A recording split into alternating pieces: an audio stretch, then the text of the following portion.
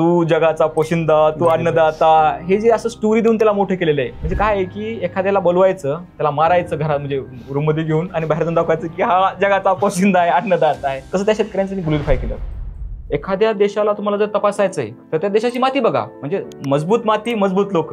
मग काय एवढी माती अशी एवढी खराब होत चालल्या? मातीमध्ये स्वच्छ ठेवायच्या नादामध्ये एवढे मशिनीकरण वाढलेले आहे, त्याच्यामुळे काय झालं की तुमचं जे जोडून ठेवलेली माती होती ती मोकळी झाली. मग माती काय नांगरायचीच नाही काय दरवर्षी? माती नांगरायची नाही हा प्रकार चुकीचा आहे मी म्हणत नाही, पण तिथं झिरो टिलेज न करता आपण मिनिमम टिलेज तिथे गेलं पाहिजे. शेतकऱ्याचा जो काडी कचरा आहे तो जमिनीकरता महत्वाचा आहे. तुमच्या शेतातला तुम्ही काडी कचरा 1000-2000 नवीन लोकांना द्यायला आणि तुम्ही मग टनेजवर खते टाकायला, तर डिग्रेड होण्यामागचं सगळ्यात मोठं कारण आहे की intensive use of fertilizer and chemicals. Intensive chemical म्हणजे काय झालं की मातीमधले जे मायक्रोज होते ते डिस्ट्रॉय झाले.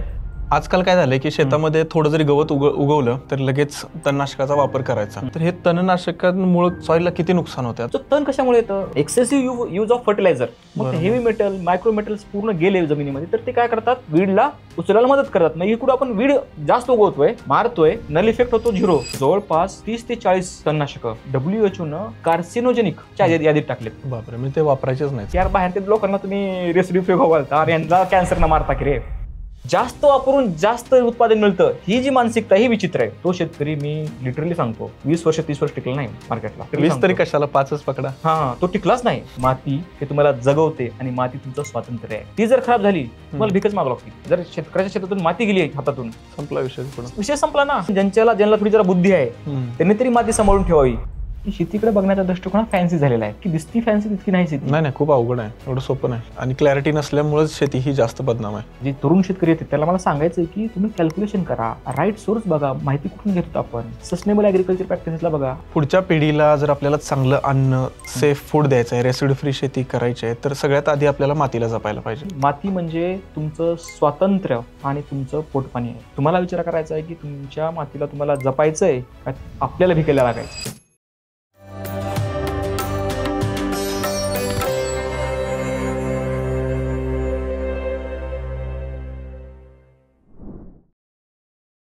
मित्रांनो, आजचा विषय फार गंभीर आहे, पण आपले जे गेस्ट आहेत ते पण फार खंबीर आहेत. आजचा विषय गंभीर म्हणजे काय आहे मित्रांनो, की सॉइल हेल्थ आणि प्लांट न्यूट्रिशन हे फार महत्त्वाचं आहे. आता सॉइल हेल्थ म्हणजे काय आहे? जसं आपली हेल्थ असते, आपण त्याची काळजी घेतो, आपल्या शरीराची आपण टेस्ट करतो, तसं सॉइल पण ही खूप महत्त्वाची आहे. जर आपण सॉइलची, मातीची जर काळजी घेतली नाही मित्रांनो, तर पुढे जाऊन खूप आपलं नुकसान होणार आहे आणि पुढच्या पिढीला आपण काय देणार आहे हे खूप आपल्याला पडताळायची आता गरज आहे. आणि सॉइल हेल्थ आणि प्लांट न्यूट्रिशन यामध्ये आपला अफाट खर्च होतो आणि सॉइल मधून खूप सारे रोग पण आपल्यापर्यंत आता पोहोचत आहेत. तर या गंभीर विषयावर आपण खूप चर्चा करणार आहे. एकही शब्द तुम्ही मिस करू नका, एकही लाईन. पूर्ण हा मातीवरचा एपिसोड पहा मित्रांनो, आणि सबस्क्राईब केलं नसेल तर सबस्क्राईब नक्की करा. आजचे गेस्ट जे आपल्या सोबत आहेत ते आहेत रवींद्र बोटवेजी. नमस्कार. नमस्कार. गेले 10-15 वर्ष झालं हे सॉइल हेल्थ आणि न्यूट्रिशन वरती काम करत आहेत आणि यांचा युट्यूब चॅनल पण आहे. चॅनलवरून तुम्ही फार चांगली माहिती स्प्रेड करत आहात. तुम्ही गावोगावी फिरत आहात, शेतकऱ्यांना मंदिरामध्ये कट्ट्यावर बसून जिथं गावल तिथं तुम्ही नॉलेज स्प्रेड करताय. खूप चांगलं काम तुम्ही करत आहात. धन्यवाद. मातीवर तुम्ही एवढ्या तळमळीनं म्हणजे काम करताय आणि 200-300 शेतकरी जेव्हा समोर असतात त्यांना तुम्ही एवढे महत्वाची माहिती सांगत असता. माझा पहिला प्रश्न तुम्हाला असा आहे की माती, सॉइल आणि हे जे आता पुढे रोग येत आहे, जसा कॅन्सर आहे, एवढा मोठा रोग आहे, तर याचा काय संबंध आहे? आता नेमकं झालेलं आहे काय की मातीमध्ये बेसिकली काय असतो की एक सेंद्रिय कर्ब नावाचा घटक असतो. तो सेंद्रिय कर्ब काय करतो की जे काही टॉक्सिक मेटल आहेत त्यांना तो बाइंड करतो. तो बाइंड जर झाला तर काय होतो, तो रिलीज अवेलेबल फॉर्म मध्ये झाडांना भेटत नाही. तो असा पकडल्यामुळं ऑर्गॅनिक कार्बनना, तो ऑर्गॅनिक कार्बन आज कमी झालेला आहे मातीमधला. आणि तो कमी झाल्यामुळं कॅडमियम आहे, लीड आहे, आर्सेनिक आहे, हे झाडामध्ये शोषण होत आहे. म्हणजे सर तुम्ही पालक घेतला समजा, जर मातीमध्ये सेंद्रिय कर्ब चांगला आहे तर तो काय करेल, कॅडमियमला लॉक करेल. पण मातीमधला सेंद्रिय कर्ब कमी आहे, एकदमच नाहीच म्हणजे नसल्याच जमा आहे. मग नसल्याच जमामुळे काय होतं की तो मोकळाच आहे ना, कॅडमियम, आर्सेनिक, लीड, आणि मग हा अवेलेबल होत आहे झाडामध्ये, ऑब्झर्वेशन वाढत आहे. झाडामध्ये ऑब्झर्वेशन गेलं, माणसामध्ये आलं, मग माणसामध्ये कॅन्सर, जसं किडनी कॅन्सर आहे, कॅन्सरमध्ये सुद्धा प्रकार आहेत जे प्रत्येकामध्ये, जसं की IRIC जी कमिटी आहे, इंडियन रिसर्च कॅन्सरचं जे मोठं हे आहे, त्यांनी असा अभ्यास केलेला आहे. आणि बाहेर सुद्धा USD मध्ये असा अभ्यास चालू आहे सध्या की याचं कुठेतरी लिंक कनेक्शन आहे. जसं आता कालचाच एक रिपोर्ट आहे की आयोमामध्ये कॉर्न बेल्टमध्ये सगळ्यात जास्त युथमध्ये कॅन्सरचं प्रमाण वाढलं. मग हे कुठं लिंक होतं तर हे मातीमध्ये लिंक होतं.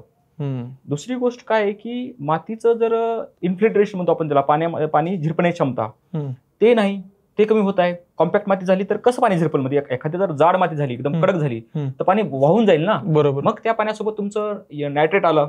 मग नायट्रेट ज्या वेळेस डायरेक्ट आपल्या पोटामध्ये जातो त्यावेळेस तो नायट्रस करतो तयार, आणि तेच मग कॅन्सरला कारणीभूत आहे. म्हणजे इतके सारे पैलू आहेत मातीचे जे की माणसाच्या आरोग्याशी निगडीत आहेत. म्हणूनच रुझवेल्ट म्हणलं होतं ना की एखाद्या देशाला तुम्हाला जर तपासायचंय तर त्या देशाची माती बघा, त्या देशाची माती सांगते. किंवा आपण जर बघायला गेलं तर आपण आता मुळशीमध्ये मी राहतो, तर माती एकदम कोर आहे. पाण्याचा TDS बघायला गेलं तर 10 ते 15 TDS आहे. त्याच्यामुळे टमाटो सुद्धा आम्ही घेतो ना, खातो एकदम महिना काय होत ना टमाट्याला. मिरची झालं, मग तिथली न्यूट्रिशनची कॅपॅसिटी आहे म्हणून तिथं पैलवान तयार झाले ना. मुळशीचा पॅटर्न बदलला लोकांनी, ते वेगळी गोष्ट आहे. पण पैलवान कुठून येत होते? कोल्हापूर, मुळशी. का? अन्नच तसं आहे. म्हणजे मजबूत माती, मजबूत लोक, हे त्याचं लिंक आहे, हे लोकांना समजायला पाहिजे. मग काय एवढी माती अशी एवढी खराब होत चालल्या? मी बघत होतो लहानपणी जेव्हा मी आजोबांसोबत 2001ला 2ला बैलगाडीत बसून शेतामध्ये जायचो तेव्हा सुद्धा पाणी असायचं. पण पहिला पाऊस झाला की जमिनीचा वास यायचा किंवा माती हातात असं घेतलं की खाऊ वाटायची. तो प्रकार फक्त आता बांधावरनीच दिसतोय. काय एवढी खराब होत चालल्या माती खराब होण्यामागचं सगळ्यात मोठं कारण मी जसं बघतोय तसं की अजून सुद्धा समाजामध्ये किंवा शेतकऱ्यामध्ये त्या मातीला बघण्याचा जो दृष्टिकोन आहे तो सुद्धा अजून, जसं आता एखादी माती गीता आली तर धूळ येते, पण ते शेतकऱ्याकरता आई आहे, कारण की त्याच्यातून त्याचं पोट भरतंय ना. तर मग बघण्याचा दृष्टिकोन जो आहे लोकांचा तो अजून सुद्धा वैज्ञानिक नाही मातीकडं. आता ते का होत आहे ह्याच्या मागचे 3 सगळ्यात मोठे कारण आहेत. पहिलं कारण आहे की डस्ट रिव्होल्युशन जे अमेरिकेमध्ये आलं होतं, म्हणजे डस्ट जे आलं होतं पूर्ण, त्याच्यामुळे अमेरिका पूर्ण बर्बाद झाली होती. त्याचं कारण काय होतं की फ्लोईंग. काय झालेलं आहे की आज पर्टिक्युलर इंडस्ट्रीचं नाव घेत नाही मी, पण मशिनरीचं, ट्रॅक्टरचं जसं प्रमाण वाढलं तसं मातीला लोकांनी जास्त मऊ करायचं कॉम्पॅक्ट लेअर. अजून सुद्धा लोकांच्या मनात ते माइंडसेट मला कळत नाही. आता हे निर्मळ इथं, बरोबर आहे का? शेती निर्मळ असली पाहिजे म्हणते. आता निर्मळ म्हणजे काय तर एकदम साफ. लोकांची ही साफ जी मानसिकता लागलेली आहे की सारखं स्वच्छ पाहिजे. ते जो रोग लागलाय ते रोग कॉर्पोरेटचा रोग आहे नियमाने बघायला गेलं. तिथं त्यांना डेकोरम मेंटेन ठेवावा लागतो, तिथं स्वच्छता लागते. मातीमध्ये स्वच्छ ठेवायच्या नादामध्ये एवढे मशिनीकरण वाढलेले आहे, त्याच्यामुळे काय झालं की तुमचं जे ऍग्रिगेट होतं, म्हणजे जे जोडून ठेवलेली माती होती ती मोकळी झाली. बरोबर. सगळ्यात पहिलं कारण तिथून पहिल्यांदा एक पहिला पॉईंट तिथं आला की माती तुमची मोकळी झाली. मग माती काय नांगरायचीच नाही काय दरवर्षी? माती नांगरायची नाही हा प्रकार चुकीचा आहे मी म्हणत नाही, पण कंटिन्युअस नांगर, इंटेन्सिव्ह ऍग्रिकल्चर जे आहे, जास्त तुम्ही आता 3-3 महिन्याला नांगरायचं हे चुकीचं आहे. आता उदाहरणार्थ काही लोक काय म्हणतात की आम्ही झिरो टिलेज करावं का? ज्यावेळेस मी फील्डवर रिसर्च करतो, बघतो झिरो टिलेज कुठं पॉसिबल आहे जिथं हा मातीचा जो लेअर आहे तो एकदम ड्राय, म्हणजे आपण त्याला काय म्हणतो की माती ही हलकी आहे, मुरमाड आहे, थोडी जरा मीडियम लेवलची, medium to light to medium soil आहे. सोप्या भाषेत म्हणायचं मुरमाड जे डोंगरावरली माती आहे. आणि हे पण ते जर यवतमाळमध्ये गेलात, लातूरमध्ये गेलात, एकदम ब्लॅक सॉइल आहे. आणि खोली जर बघायला गेली तर 10 ते 20 फूट जमिनीमध्ये काळी खोली. मग तिथं झिरो टिलेज का पॉसिबल होणार नाही? तर तिथं काय की त्या मातीचा गुणधर्म येतो, ती एकदम कडक बनते, कारण की क्ले सॉइल आहे. मॉन्टोमॉर्टॅलिटीचा नावाचा एक क्ले प्रकार असतो, तो त्याच्यामध्ये जास्त आहे. मग तिथं झिरो टिलेज न करता आपण मिनिमम टिलेज तिथे गेलं पाहिजे. काय आहे की ह्याच्यामुळे पहिली गोष्ट मातीची जी रचना आहे, संरचना आहे, ती आपण तोडली पहिल्यांदा, त्याला ब्रेक केलं. तिथून सुरुवात झाली, पहिला स्टेप तिथं क्रॉस झाली. दुसरी स्टेप कुठं क्रॉस झाली की आता मी अनेक ज्यावेळेस मोठे मोठे शेतकरी बघतोय, किंवा मोठे शेतकरी म्हणजे इन द सेन्स म्हणतो की जे फार्म हाऊस आहेत किंवा त्यांच्या 50 एकर 60 एकर लँड आहेत, मग त्या शेतकऱ्याकडे बघतो तेव्हा त्यांचं काय असतं की त्यांचं पहिल्यांदा 4 वर्ष 5 वर्ष ते एकदम इन्कम चांगलं घेतात. फार्म हाऊस मध्ये काय की प्लांटेशनचं इल्ड घेत गेले 4 वर्ष 5 वर्ष, पण आंबे त्यांनी खाऊन कुठे घेऊन गेले? म्हणजे त्यांनी पुण्यात आंबे विकले ना सगळीकडे, किंवा त्यांचा आंबा मुंबईला गेला, दिल्लीला गेला, तिथं नाही पडला ना आंबा. मग हे जे नॉन ऍग्रिकल्चर लोक, म्हणजे ज्याला सायंटिफिक नॉलेज नाही म्हणता येत, नॉन ऍग्रिकल्चरच्या करता म्हणतोय मी की सायंटिफिक नॉलेज नाही ना कुठंच, ते काय म्हणतात की मग जंगल आहे तर जंगल सारखं सोडून द्या. अरे बाबा, पण जंगलामध्ये काय होतं की तिथला जो पक्षी आहे तिथं जे खाणार आहे, आता ह्याला फार्मर ऑफ फॉरेस्ट म्हणतात हॉर्नबिलला, कारण तो तिथं म्हणजे फार्मर काशा करतात तर आपला शेतकरी कसं 1 बी लावलं तर 100 बी करतो, तसं हॉर्नबिल सुद्धा काय करतो की खाल्लेलं दाण आहे ते सगळीकडे जंगलात पसरतो. तसं ते खाली पडलेले जे फळं होते त्याच्यातूनच कार्बन भेटलं ना, त्याच्यामुळे ते निसर्ग म्हणजे जंगल सिस्टीम तिथं तयार झाली, इकोसिस्टीम तयार झाली. बरोबर. हे काय करायला तर तिथला आंबा घ्यायचा, पुण्यातून मुंबईला, मुंबईतून दिल्लीला पाठवायचा, तिथं काहीतरी दिलं पाहिजे ना. नाही, तिथं काय आम्ही देणार नाही, तिथं आम्ही झिरोच करणार, झाड इम्युनिटी कमी होते. दुसरा मुद्दा काय की त्याच्यामध्ये जे आपण त्याला झाडाचं स्वतःचं जे अन्न तयार करायचं होतं, जे वेस्ट होतं ते वेस्ट कमी होत गेलं, सोप्या पद्धतीत सांगायचं म्हणलं तर. तिसरा प्रकार आता अजून यायला बायोचारचा, ह्याचा बायोब्रिकेटचा. आता ह्याला काय केलं की किती मेंटॅलिटी विचित्र आहे बघा. शेतकऱ्याचा जो काडी कचरा आहे तो जमिनीकरता महत्वाचा आहे. विदर्भ पट्ट्यामध्ये, ह्या पट्ट्यामध्ये काय करलेत की पळाटी झालं, हे झालं, आपलं तूर झालं, आता ह्याला श्रेडर करून तिथंच टाकलं पाहिजे ना. हे तिथून मक्का झालं, तिथून घ्यायलेत आणि त्याचं बायोब्रिकेट बनवायलेत. आणि तो शेतकरी जाऊन जमिनीत खत टाकायला आहे. किती विचित्र मानसिकता. म्हणजे दुसरी गोष्ट काय झालं की जमिनीमधला सेंद्रिय कर्ब तुम्ही म्हणजे तिथं तुम्हाला जे भेटत होतं, जे आहे ते फुकट आहे, ते तुम्ही काय करलात एक 4,000-5,000 टनला, म्हणजे 2,000ला जास्तीत जास्त, मला वाटतं 1,000-2,000 रेट असेल त्याचा. त्या पूर्ण ते पूर्ण कचरा घेऊन जाईल ना सगळा पूर्ण, त्याचा ते गुंडाळा करतात, लाव करतात. तुमच्या शेतातला तुम्ही काडी कचरा 1,000-2,000 म्हणजे लोकांना द्यायला आणि तुम्ही मग टनेजवर खते टाकायला. दुसरा पर्याय मी सांगितला, पहिला जो तुम्ही स्ट्रक्चर बेक केलं, बरोबर. दुसरा तुम्ही जो काडी कचरा होता तो तिथं पडू दिला नाही, जरी पडला तुम्ही काय केलं त्याला पैशा करता शेताच्या बाहेर काढला, बरोबर. तिसरा कारणीभूत त्याला झाला की आता मातीचं स्ट्रक्चर कसं डिग्रेड झालं आपण ह्याच्यावर बोलायलो. तिसरं कारण सगळ्यात महत्वाचं आलं की इरिगेशन, बरोबर. पहिलं काय होतं की सिंगल क्रॉपिंग होती.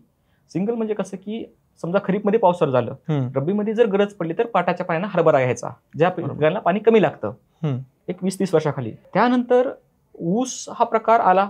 आता उसाला मी नाव ठेवत नाही, कारण तेवढंच एक पीक आहे जे की शेतकऱ्याला 3,500 देतं, फिक्स पैसे तर देतात. तेच म्हणलं, उसाला मी नाव ठेवणार. एक शेतकरी पॉईंट ऑफ व्ह्यू मी कधीच नाव ठेवणार की शेतकरी ऊस घेतात. आपण म्हणणं चुकीचं आहे की तुम्ही ऊस घ्यायला तर माती खराब व्हायली. ते म्हणून तुझी माती तू खा, मला तर माझं पोट भरावं लागलं, काही माती खोद माझं पोट भरणार आहे ना, बरोबर.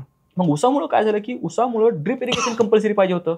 मग तिथं लोकांनी काय केलं की आपले ड्रिप आहे म्हणून सह्या घ्यायला सुरुवात केली. म्हणजे मी का बोलतोय की मी ग्राउंडला फिरतोय, म्हणजे गावागावात बसतोय, तुम्ही बघितलं असेल मला की गावात चर्चा करतोय, संध्याकाळी पारावर बसतोय, मला ते आवडतं. आणि मी त्याच्यातून काय होतं, ऍज अ रिसर्च सायंटिस्ट म्हणून पॉईंट समजतात की कुठं नेमकं बिहेवियरल, जरा सायकोलॉजी म्हणतो आपण, एखादा माणूस जर बिहेवियरल मध्ये वाईट वागत असेल किंवा चांगला वागत असेल, तो काय ट्रिगर करतो हे बघितलं पाहिजे, बरोबर. त्याच्याकरता मी गावामध्ये फिरतो, रात्री पारावर बसतो, लोकांना बोलतो, वेगवेगळ्या ग्रुपला बोलतो. तर दुसरं कारण तिथं झालं की उसामध्ये हा फुल इरिगेशन झालं.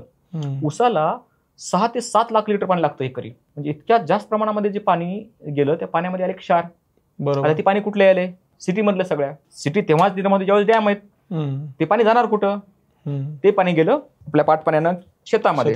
त्या पाण्यामध्ये काय फ्लश टँक मध्ये आज जर बघायला गेलं तर हात धुण्यापासून ते बॉडीचं साबण किंवा फेस वॉश काही वापरा तुम्ही, हाय सोडियम आहे, हाय क्लोरीन आहे, बरोबर. ते कुठं गेलं, ते मातीमध्ये गेलं. मातीमध्ये साल्ट तुम्हीच टाकला ना, स्ट्रक्चर तिथं डिग्रेड झालं. चौथी गोष्ट डिग्रेड होण्यामागचं सगळ्यात मोठं कारण आहे की intensive use of fertilizer and chemicals. ते झालंय कसं की, आणि ते मला एक विचित्र मानसिकता आज पॅटर्न बघतोय मी, त्यानं केलं की मी करणार. म्हणजे आज हार्बिसाइड मध्ये कसल्याची रेग्युलेशन नाही, त्याच्यावर मी बोलतो नंतर तुमच्या पुढच्या प्रश्नाला. पण इंटेन्सिव्ह केमिकल म्हणजे काय झालं की मातीमधले जे मायक्रोज होते ते डिस्ट्रॉय झाले, बरोबर. या 4 कारणामुळं मातीचं पूर्णपणे स्ट्रक्चर ब्रेक केलं माणसाने, बरोबर. त्याचा इतिहास आणि सायकोलॉजिकल पॅरामीटर आहेत, ती मला इथपर्यंत घेऊन येतात, बरोबर. हे माझा 15 वर्षाचा अनुभव आहे.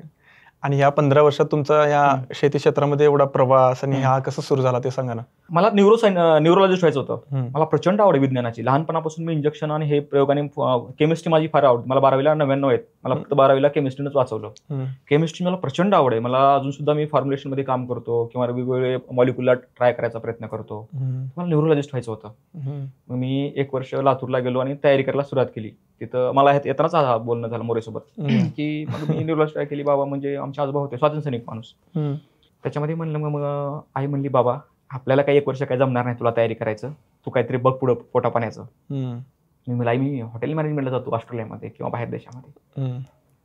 आई बाबा आमचे आजोबा म्हणले, यार काय ताटू उचलतो काय लोकांच्या आता काही.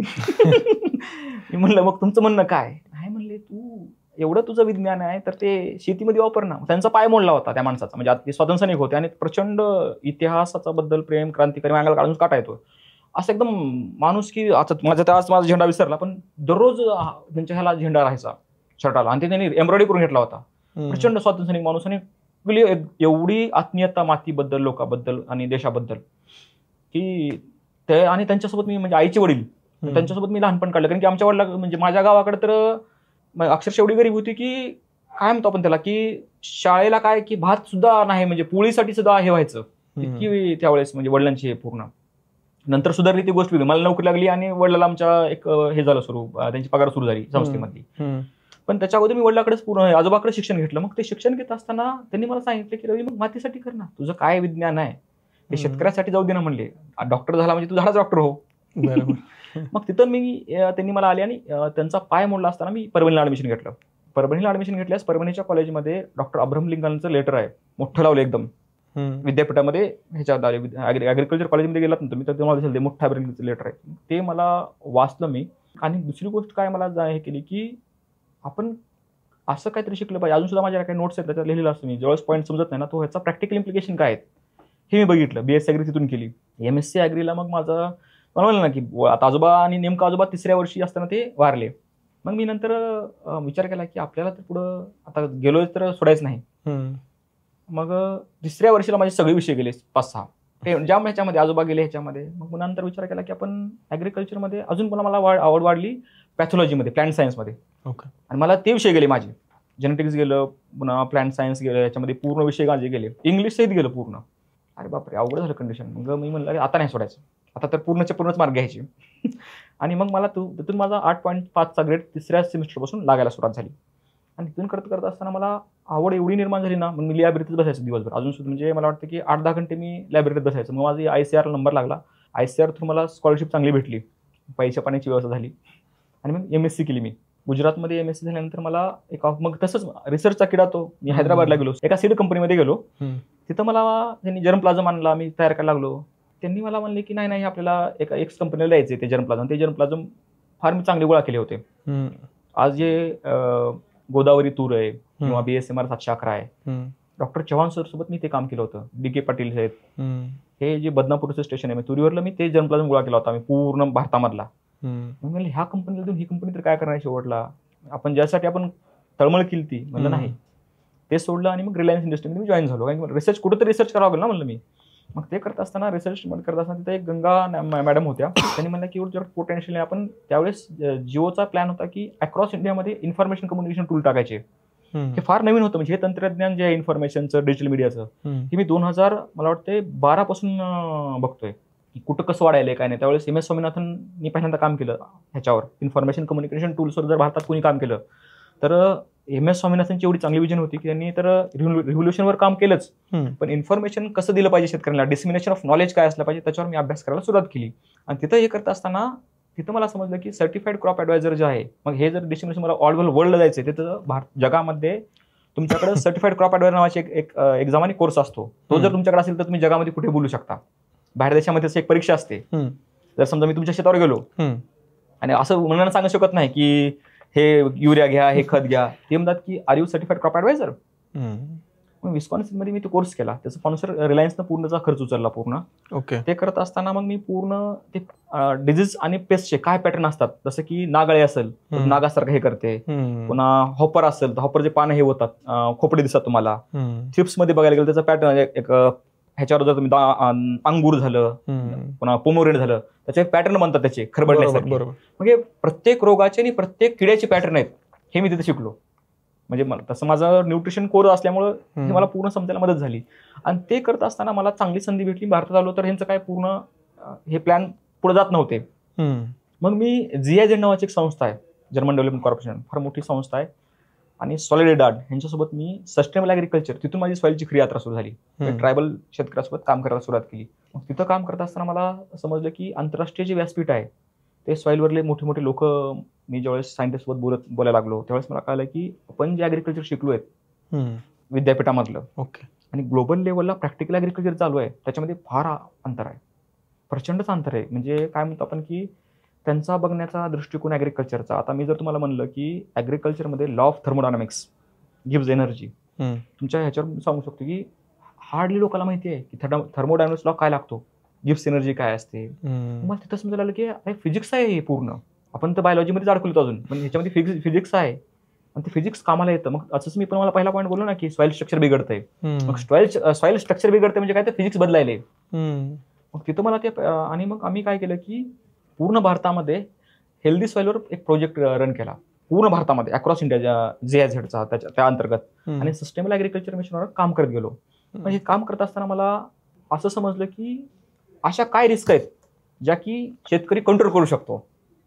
कंट्रोलेबल रिस्क आणि अशा कोणत्या जोखमी आहेत ज्या की शेतकऱ्याच्या हातात नाहीत. त्याच्यावर मी एक रिपोर्ट लिहिला आणि ते पब्लिश झाला, आणि ते पब्लिश झाल्यामुळे मला पुढे अजून संधी भेटली व्यासपीठावर जाण्याची. हे करत असताना ICRISAT मध्ये व्हिजिटिंग सायंटिस्ट आहे, पुन्हा मी त्याच्यामध्ये PhD केली इन्फॉर्मेशन कम्युनिकेशन टूल्समध्ये, कारण की माझी एक फर्म बिलीफ होती PhD तर कुठंच नाही करायची. तर कारण का करून काय करणार आहे तुम्ही, ऑनलाईन PhD करून घ्यावी, मला डोक्याला ताण नाही, कारण की माझा कोर रिसर्च आहे माझा. मग मी PhD करून घेतली त्याच्यामध्ये की इन्फॉर्मेशन कम्युनिकेशन टूल कसं होतात, कसं डेव्हलप होतात, काही मला पुढे अजून जाण्याची इच्छा होती. त्यातली मी PhD करून घेतली आणि मग ICRISAT मध्ये प्लॅन्टिक्स सोबत मी काम करायला सुरू केली, कारण की प्लॅन्टिक्सचं आणि माझं विजन सेम होतं. शेवटला मी काय म्हणतो की मी काम त्याच लोकांसोबत करतो की ज्यांचं विजन मॅच आहे. सस्टेनेबल ॲग्रिकल्चर आहे, रेसिड्यू फ्री फार्मिंग आहे, फॉर्म्युलेशन आहेत काही इनोव्हेटिव्ह, ते असेल तर मग काम करण्यात मजा आहे. आजकाल काय झालंय की शेतामध्ये थोडं जरी गवत उगवलं तर लगेच तणनाशकाचा वापर करायचा, आणि तणनाशकाचा एवढा भयंकर वापर होत चाललाय, मी बघतोय की त्यानं वातावरण हे खराब होत चाललंय आसपास. आता आमच्या इथं 2,4-Dचा वापर खूप केला जातोय, त्यामुळे आमच्या भागात म्हणजे खानापूर तालुका आमचा, आणि तिथं आसपास काय झालं की 2,4-D ऊसामध्ये खूप वापरलं जातं, आणि त्या दूषित वातावरणामुळे आम्हाला मिरची पिकवायला जमणं झालं. आता आमच्यातले माणसं काय तिथं सोडून दुसरीकडे जात आहेत, भाड्यानं लीजवर जमीन घेऊन तिकडे करतायत.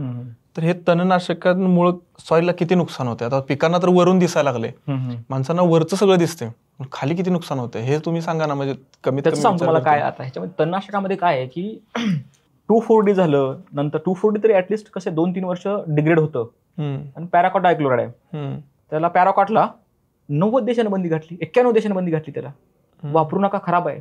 आपल्याकडे त्याचा वापर चालू आहे. अहो ते कशाला, गल्ली बोळात क्रिकेट जर पोराला खेळायचं असेल ना, जा रे ती पुढे आणमध्ये आणि फवार. बरोबर. म्हणजे इतकी विचित्र मानसिकता झाली की आपण काय फवारलो. बरं, शेतकऱ्याचं काय म्हणणं असतं की आम्हाला तण मारायचं आहे. तण कशामुळे येतं, रूट कॉज ऑफ अनालिसिस म्हणून तुम्ही की मुळावर. मला ज्यावेळेस प्रश्न येतोय, एखादा शेतकरी फोन करतोय, सर मग आंब्यावर रोग पडलाय, औषध सांग. मी औषध जर तुला पाहिजे असेल तर डॉक्टर गिरीन त्यासाठी द्यायला मला नाही. रूट कॉज काय मला बघू दे पहिल्यांदा, नाही मला फोनवर सांगा. मी म्हणलो तू फोनवर ऐक आणि जा तिकडं, तुला दुसरे भरपूर दुकानदार आहेत, अनेक सल्लागार आहेत मार्केटमध्ये, तुला सांगतात पटकन काय औषध फवारायचं ते. रूट कॉज काय की एक्सेसिव्ह यूज ऑफ फर्टिलायझर, कोणता, नायट्रोजन.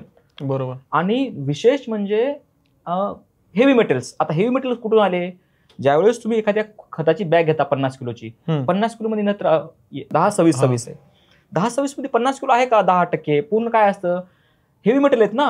मग हेवी मेटल, मायक्रो मेटल्स पूर्ण गेले जमिनीमध्ये, तर ते काय करतात, वीडला उचलायला मदत करतात. मग इकडे आपण वीड जास्त उगवतोय, मारतोय, म्हणजे तेच झालं ना की एकीकडे आपण जास्त म्हणजे एकीकडून वीज द्यायचं, एकूण अमृत द्यायचं, नल इफेक्ट होतो 0. ते अजम्पशन करा की तुम्ही एक्सेसिव्ह खतं टाकलेत, काय येणार आहे, जास्त गवत येणार आहे. बरोबर.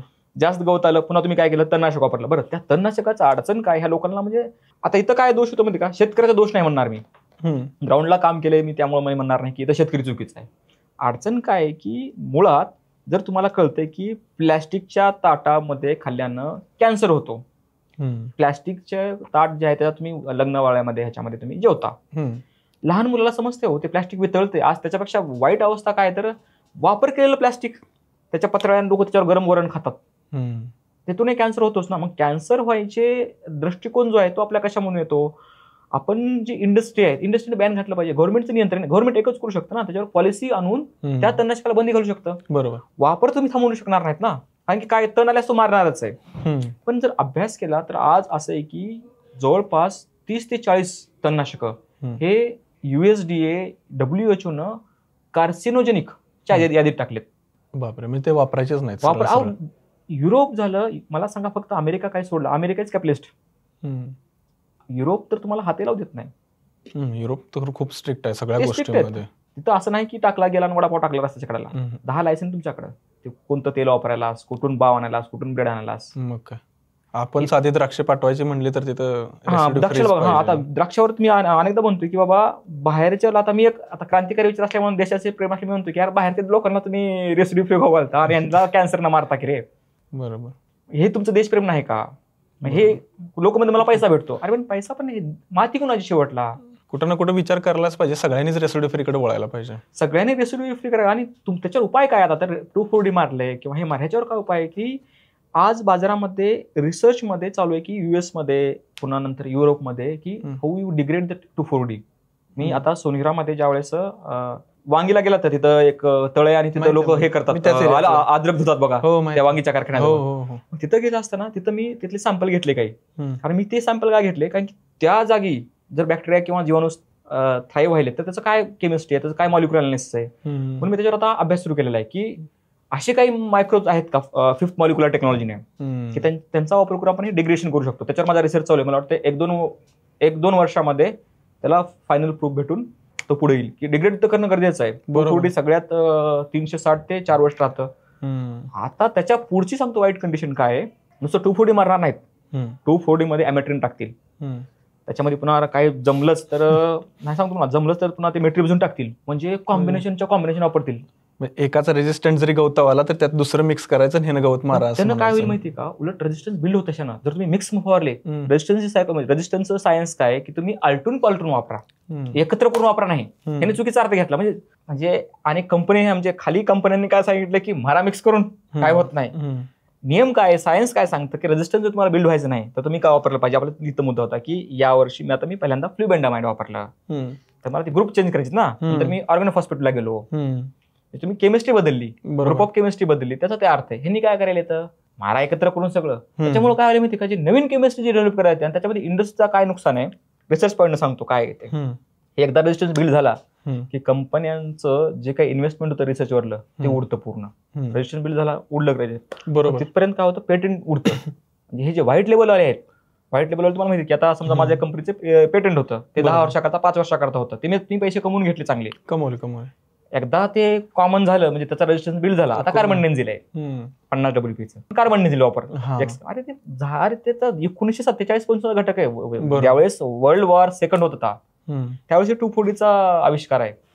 तिथलं निर्मिती आहे. हे काही हर्बिसाइड जे आहे ना ते काही जाणून बुजून नाही तयार केले, ते तयार केले ते वॉरसाठी, गवत जाळायला, फील्ड जायला. म्हणजे आपण काय म्हणतो फील्डच्या फील्ड पूर्ण त्याच्यावर काम चालू होतं की ज्यावेळेस सेकंड महायुद्ध सुरू होतं ना त्यावेळेस फार मोठा रिसर्च झाला. तितका एवढा म्हणजे जगामध्ये जागतिक युद्ध 2 त्याच्यावर जेवढा रिसर्च झाला असेल त्याच्यानंतर केव्हाच झाला नाही.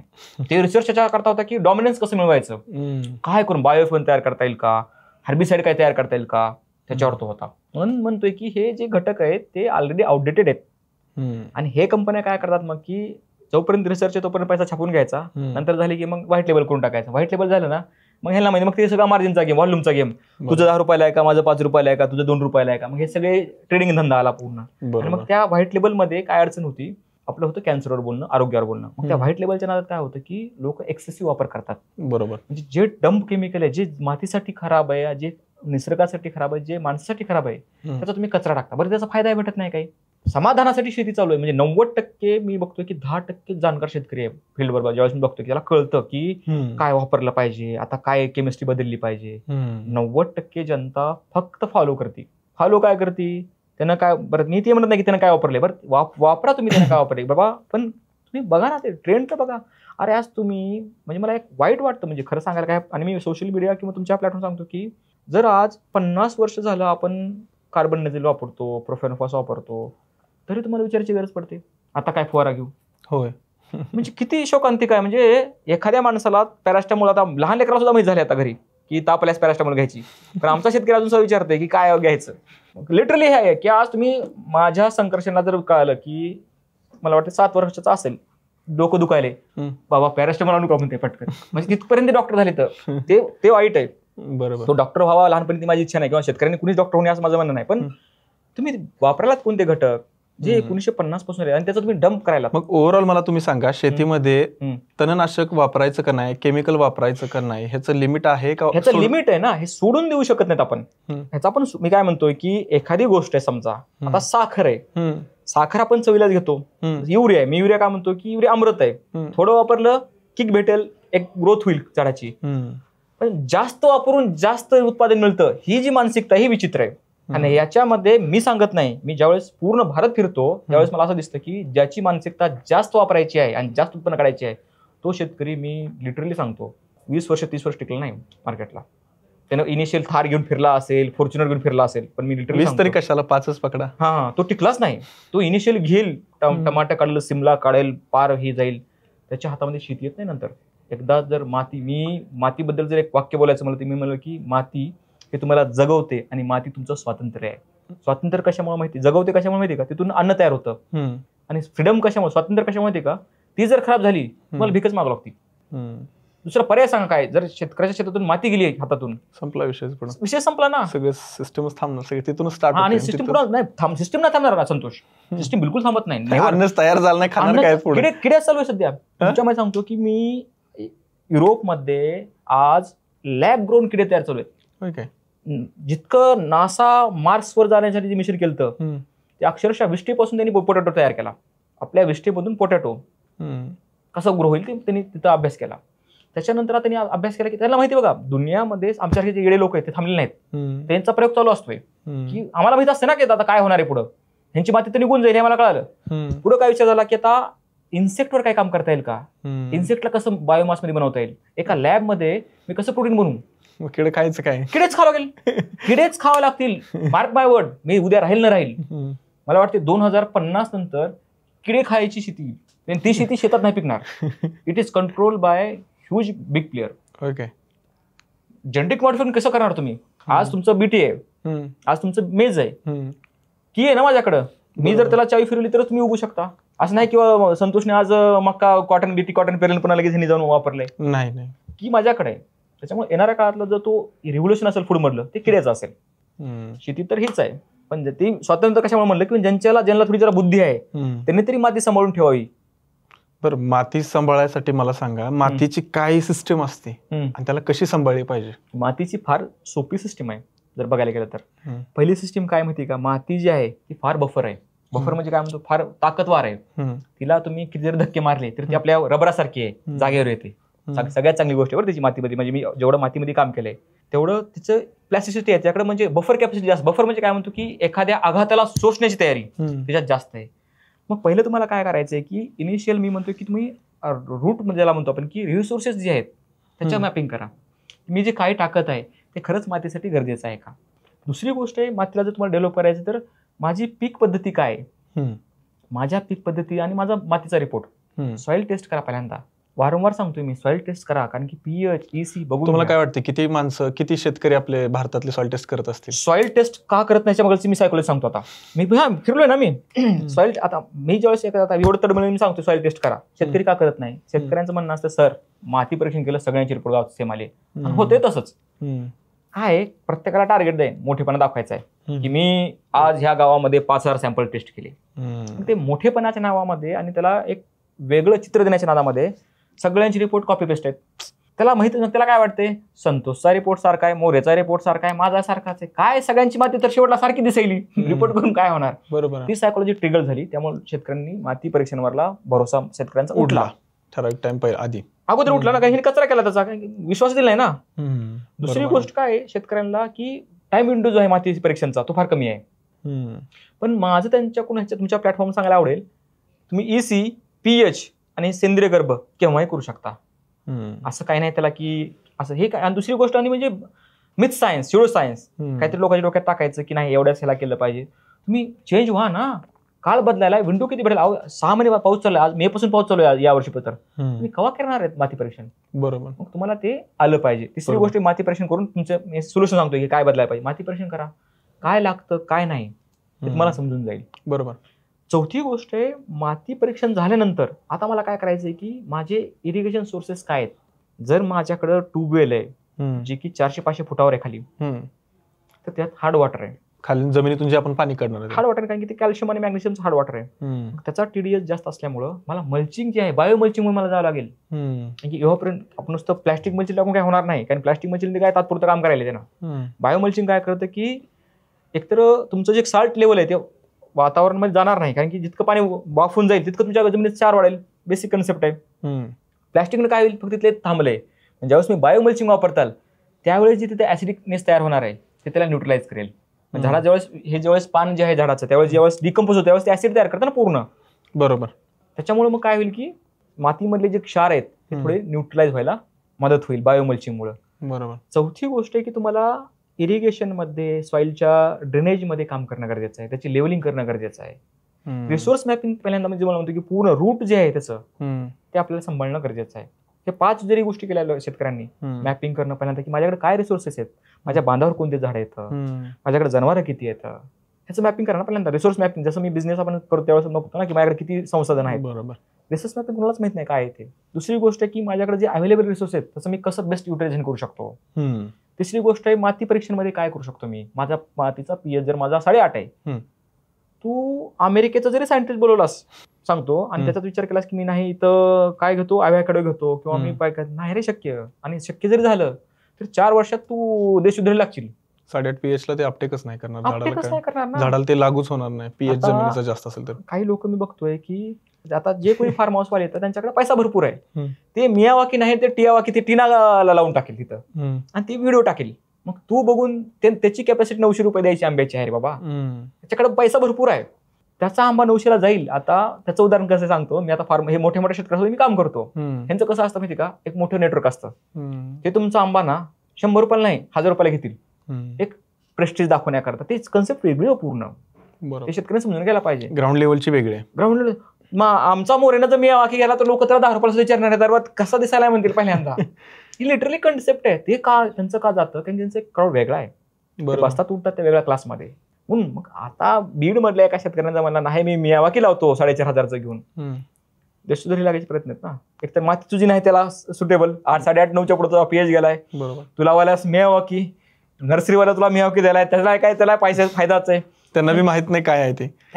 नर्सरीवाल्यांचा ते तर वेगळा, त्याच्यावर तर वेगळा पॉडकास्ट घेऊन हॉर्टिकल्चरवर, ते तर फार मोठा विषय वेगळा घेतो. तुम्ही लावलं सगळे प्लांटेशन, प्लांटेशन जळतं की 8.5च्या पुढे पीएच गेला, तुमचा अपटेकच नाही ना. बरं कॅल्शियम जास्त असलं जमिनीमध्ये, ते कॅल्शियम वाढूच देत नाही. डाळिंबाचं पीक, रिटायरमेंटचा पैसा आला लोकांकडे, पैसा आला. ही पेन्शनर जनता सगळी, पेन्शनर जनतेने काय केले की पेन्शन जशी आली तसं मराठवाड्यामध्ये लातूर बीड ह्या पट्ट्यामध्ये डाळिंब लावायला सुरुवात केली. शेतकरी देशोधडी लागले डाळिंब घेऊन. लातूरमध्ये काळी जमिनी हिवी कॉटन सॉइल आहे, चालणारच नाही, त्यात लाईट सॉइल पाहिजे. दुनियाचा मध्ये कार्बन हे जे कॅल्शियम मध्ये जमिनीमध्ये काय डाळिंब चालेल ते 5व्या 6व्या वर्षामध्ये मग काहीतरी बोंब उठवायची की ऑइल स्पॉट आला. मग हे कंपन्यांची त्यांना फॉरन शेड्यूल देऊन परेशान. त्यांना काय शेड्यूल देणाऱ्यालाच माहित नाही नेमकं काय आहे. याचा आपला कोणता गुरु बरी बसलेला आहे, कन्सल्टंट भयंकर आहे. ते कन्सल्टंटला त्यांचा गुरु कोणते बसलेला असते. कन्सल्टंटची अडचण काय, ते वर्कशॉपला सुद्धा जात नाही कोणी. सगळ्यात दुर्दैव कन्सल्टंटचं काय की अपडेट नाही नॉलेजचं. ते स्वतःच्या ज्या कंपनीत काम करतात त्यांच्या वर्कशॉपलाच ते दांडी मारतात. मी असं बघितलंय बऱ्याच वेळा. तसं असतील चांगले पण काय नाही चांगले तसं नाही. बघा ह्या देशामध्ये शेतीमध्ये फक्त मी जेवढं फिरतोय हार्डली 1% लोक आहेत, आणि 1% लोकांमधले जवळपास जे 50% आहेत ते बाहेर आहेत, 30% गव्हर्नमेंटच्या चांगल्या पदावर आहेत, आणि 20% आमच्यासारखे जे येडे आहेत ते खाली फिरतात. मी तरी आता ते सोशल मीडिया आला म्हणून थोडं आलो समाजामध्ये समोर, तर शक्यच नाही. कारण की जे काम करतात ना त्यांना वेळच नाही की माझं घ्या माझं बघा, कारण की कामच एवढं प्रचंड आहे शेतीमध्ये की मग ते काय होतं की कन्सल्टंटमुळे काय होतं की अजून त्याचा बडीमार. बरोबर. शेतीमध्ये सुरुवातीपासून शेवटपर्यंत काय ऑर्गनाइजच नाहीये. गेले 7-8 वर्ष झालं मी तेच बघतोय. ऑर्गनाइज का नाही, तर ज्यावेळेस शेती हा एसेन्शियल कम्युनिटीमध्ये आलेला आहे घटक आहे. हे मी जे म्हणतो ना वाचन असलं पाहिजे, विषय समजतात. जेव्हा म्हणजे मला काय म्हणणं असतं की ज्यावेळेस आपण एखाद्याला दोष देतो ना किंवा आपण एखाद्याला बघतो की हा प्रॉब्लेम काय आहे, त्यावेळेस आपण मी म्हणतो की त्याची आपण पूर्ण अनालिसिस केले पाहिजे की हा इश्यू हिस्ट्रीमधला आहे का, हा कल्चरल इश्यू आहे का, हा सायकोलॉजिकल आहे का, हा एन्व्हायरमेंट आहे का, हा लोकल स्पेसिफिक इश्यू आहे, हे आपण अभ्यास केला पाहिजे. मग तो अभ्यास करताना मला कळतं की शेती ऑर्गनायझेशन इसेन्शियल ऍक्ट हा सगळ्यात महत्वाचा कायदा आहे. या इसेन्शियल ऍक्ट आहे, तुम्ही काय करू शकत नाही. उद्या जर सरकार म्हणलं की बाबा कांदा काय नाही लोक मरणारे 2 रुपयाला दिलाच पाहिजे, इसेन्शियल ऍक्ट काहीच करता येत नाही, काहीच करतात नाही.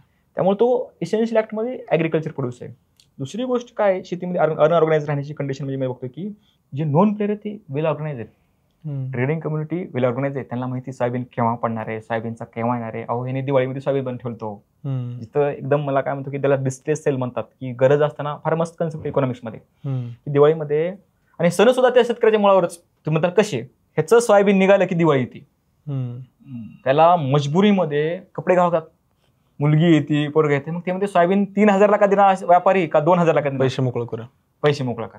म्हणजे हे बघा काटा आला अंगावर इतकं म्हणजे विचित्र. त्याची कंडिशन तशी आहे हो की आपण काय म्हणतो आलाय एक सण, बरं दिवाळीला काय कपडे घेतलेच पाहिजेत, डिस्ट्रेस सेल आला मग तो देऊन टाकतो. दुसरी गोष्ट काय आहे की ऍग्रिकल्चरमध्ये जी पैसा फिरतो तो पैसा हा आता मी म्हणताल की हा प्लॅटफॉर्मवर बोलतो मी की कर्जमाफीसाठी किंवा मोठे ज्या ह्याला जे आपण काय म्हणतो की ग्लोरीफाय जे केले, ह्याला जे स्टोरी देऊन तू जगाचा पोशिंदा, तू अन्नदाता, हे जे असं स्टोरी देऊन त्याला मोठे केलेलं आहे, म्हणजे काय आहे की एखाद्याला बोलवायचं, त्याला मारायचं घरात म्हणजे रूम मध्ये घेऊन आणि बाहेर जाऊन दाखवायचं की हा जगाचा पोशिंदा आहे, अन्नदाता आहे.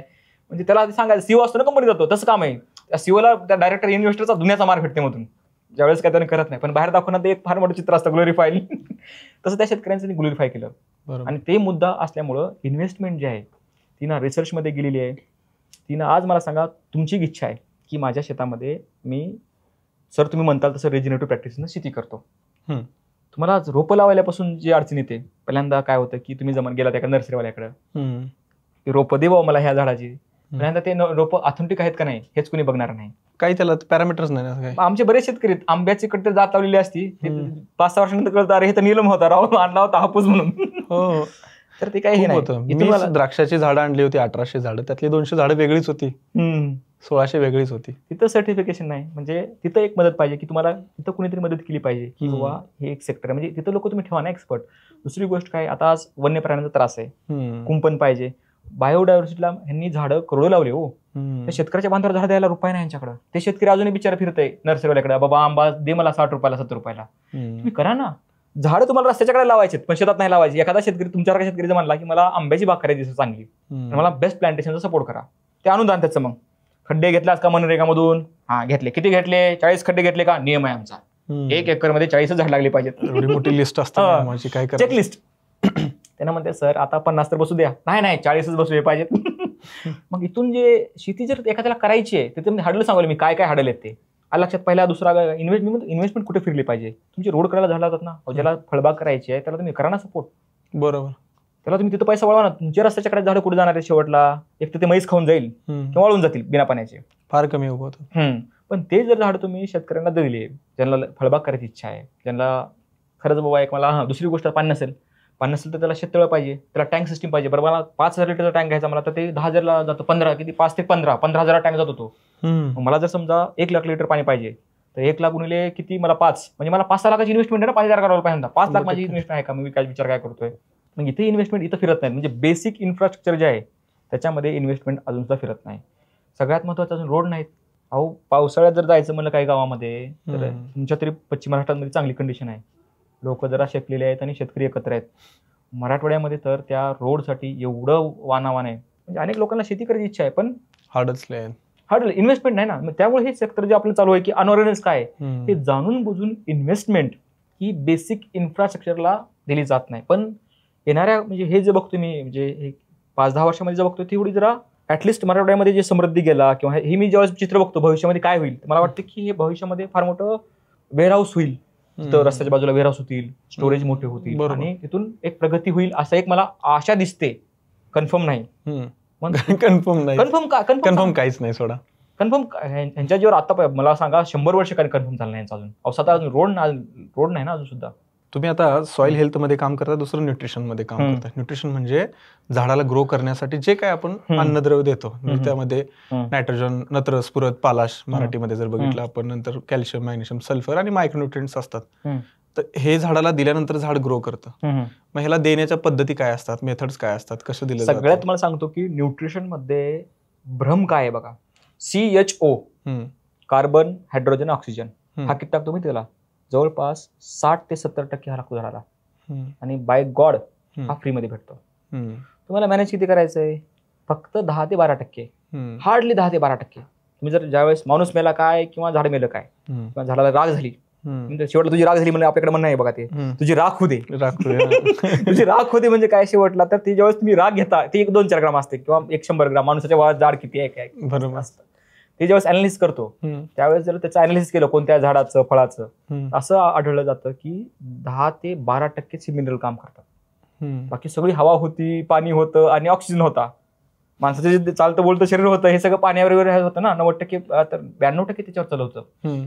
तर हे जे 10% आपल्याला मॅनेज करायचे ना, त्या 10% मध्ये गफलत कुठे होते बघा की तुम्हाला नायट्रोजन, फॉस्फरस आणि पोटॅश हे प्रायमरी आहे.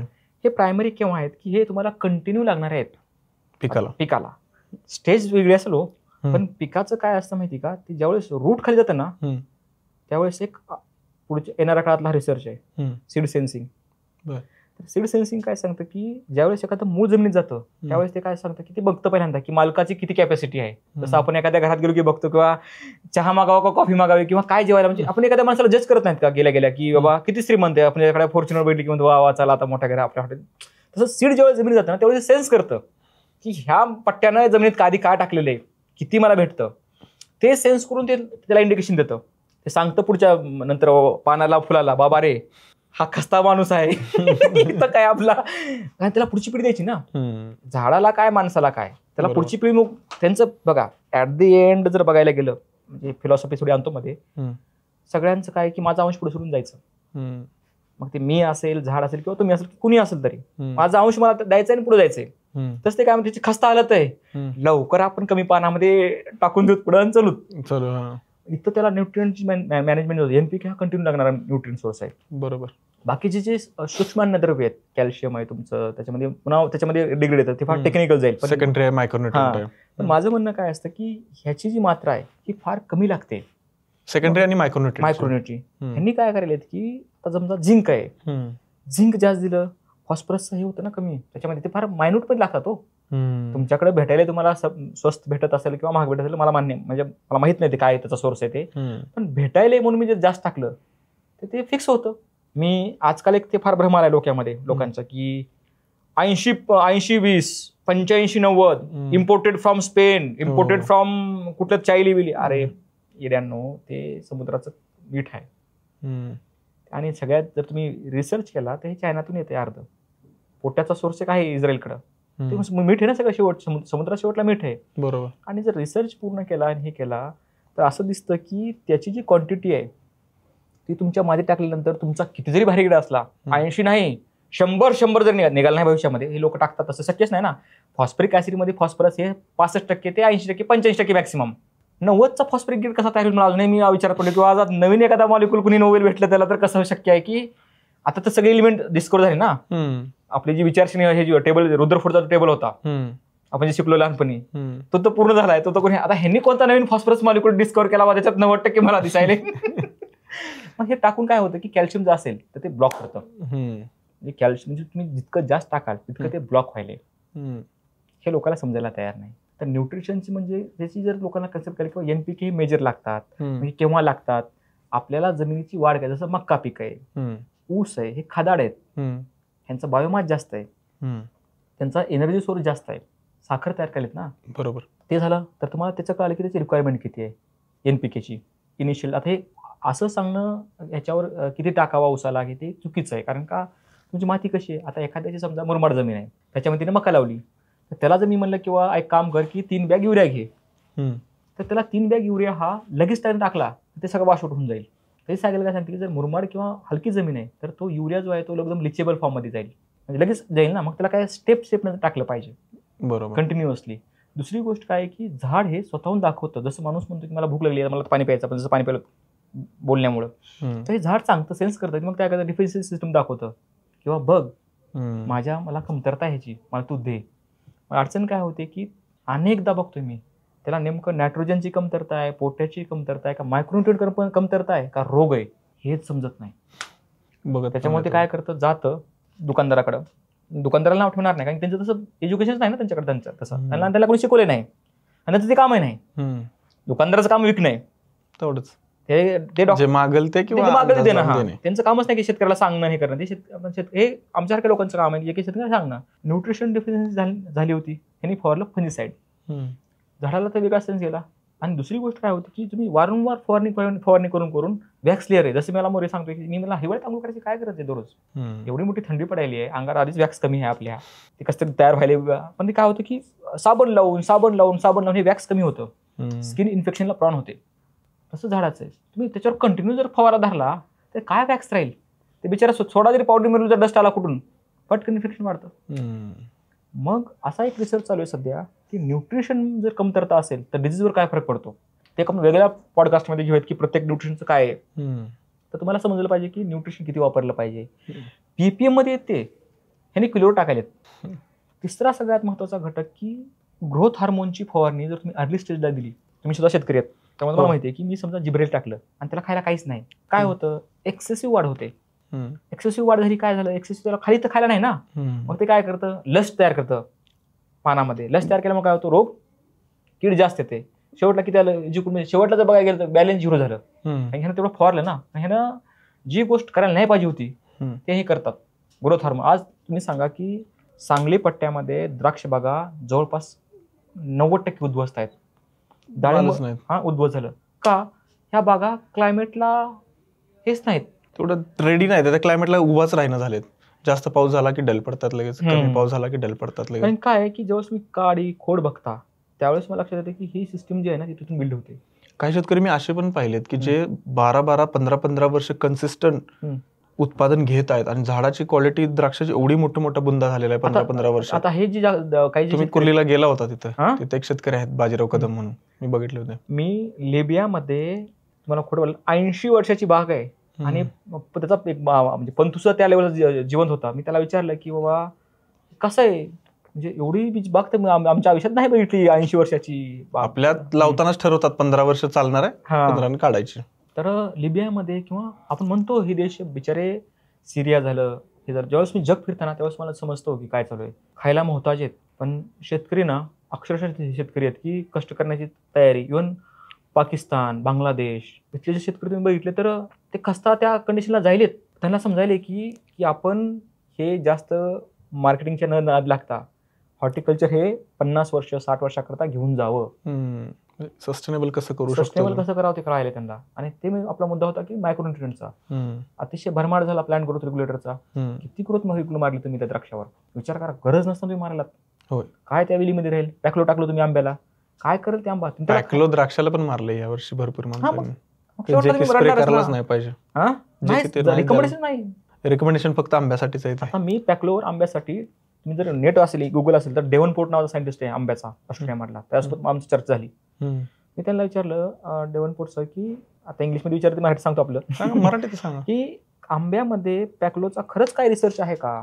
त्यांनी म्हणले किंवा हा ट्रायझोल ग्रुप आहे आणि ट्रायझोल ग्रुपमुळं असं काही फार फरक पडत नाही. पण तुमची जर प्रूनिंग आणि पाणी कट करण्याची वेळ जर एकदम तुम्हाला साधता आली, लोक म्हणतात मग सांगा की ह्याच्या पॉडकास्टवर की केव्हा द्यायची. तसं कसं आहे की तुमची हार्वेस्टिंग केव्हा होते, झाडाचं वय काय, ह्या सगळ्या गोष्टीत म्हणजे लोकांना काय वाटतं माहिती का, लगेच त्याला सांगा की मग तुम्ही प्रॉब्लेम सांगितला, सोल्युशन सांगितलं. तुमची बाग कशी आहे ते येऊन बघावं लागतं. त्याच्यामध्ये झाड हे कसं आहे माहिती का, फोनवरच अल्सर झालं औषध सांगा काय ते, बाबा तुझं अल्सर काय सोनोग्राफी पहिल्यांदा करावं लागेल, कळलं ना. तसंच झाडाचं जमिनीचं आहे. लोकांचं काय इन्स्टंट फोन लावला की लगेच सांगा मला केव्हा टाकायचं, मग पॅकलो. मग हे टाकल्यामुळे काय झालं की खोडामध्ये रेजिस्टन्स निघून गेला. आणि पॅकलो काय करतं की तुमचे जे वाढ होणार आहे पूर्ण थांबवतं. मग काय होतं की ते तुमच्या जेवढं काय काढीत आहे ते काढीतून देतं, आणि ह्याला देतं, पूर्ण फळाकडे देतं. खोडात काहीच नाही, लिग्निनच नाही ना राहणार, बिल्डच होणार नाही. लिग्निन म्हणजे काय झाडामधलं, it is the productive molecule आहे, तुमच्याला वाचवायला येतो द्राक्षामध्ये, आंब्यामध्ये. मग ह्या ज्या गोष्टी आहेत ह्या बेसिक कुठून आल्या, मायक्रोन्यूट्रिएंट मधून आल्या. जिथं आपण मायक्रोन्यूट्रिएंटची कमतरता पूर्ण करायला पाहिजे तिथं आपण काय केलं, प्लांट ग्रोथ रेग्युलेटर दिले. एक तर आपण काय केलं, टाकलं तर भरमसाठ, नाही टाकलं तर मी काय टाकतो, पीजीआर टाकतो. त्याच्यामुळे बागा ज्या आहेत त्या उद्ध्वस्त व्हायच्या मार्गावर लागलेल्या आहेत. न्यूट्रिशन मॅनेजमेंटचे 4 R आहेत. 4 R काय सांगतात की राईट सोर्स. तुझ्या 0050 मध्ये बाबा मीठ आहे, बघ आधी पहिल्यांदा सोर्स कोणता आहे काय नाही. उगं नुसतं made in Spain, made in China, आपले मेड इन चायना तर मला लोक हातात लावतात म्हणा, पण सगळं चायनातून येतं, खरं माहित नाही. खरं माहित नाही. कुठला का असणार अगोदर त्याला चेक तर कर, काय 12% मध्ये किती 12% आहे ते बघा अगोदर, आहे का 12% आहे का मीठ आहे. तिसरी गोष्ट राईट सोर्स म्हणलं मी, की सोर्स कोणता आहे ते कोणी पाहत नाहीत. मग आणि जरी पाहिला तर ते सोर्सवाले एवढं महाग देतात, ते म्हणतात आम्ही तर ऍपलच आहेत, तुम्हाला घ्यायचंय की आम्ही ऍपल आहेत, मध्ये काही मार्गच नाही, मध्ये काय मार्ग नाही. आणि खालचे आहेत ते एकदम आपलं ते जुन्या कंपन्या कोणत्या होत्या, कार्बन बिर्बनच्या कंपन्या आहेत त्या मोबाईलच्या, ते घे आज घे उद्या काय माहित नाही. काल मी खरंच गेलो एका दुकानामध्ये, मला 1400चा फोन आहे, उद्या काय सांगता येत नाही. मला ह्याच्या मधला 5000 आहे, मला खटक्याचा फोन, मला असं काय पर्यायच नाही मध्ये. तसं झालंय. राईट सोर्स तुमच्याकडे पाहिजे.